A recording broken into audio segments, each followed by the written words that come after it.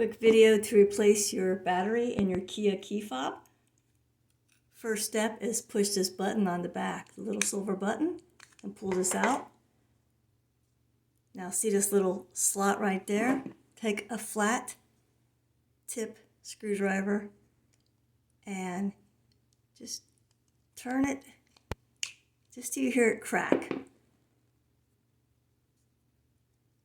And now we're going to put it in the side. There, very nice.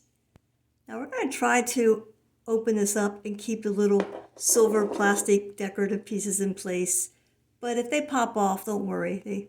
You'll see how they fit in. See, there's a top notch right there. I'll take one off just so you see me put it back. Sort of keyed there. The battery just slides out.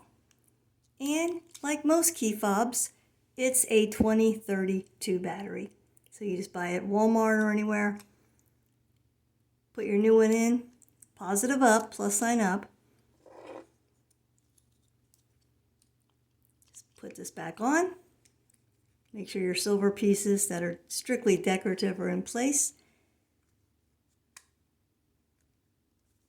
And snap it together. There you go. And slide this in. That's it. Hope this is helpful. Thank you.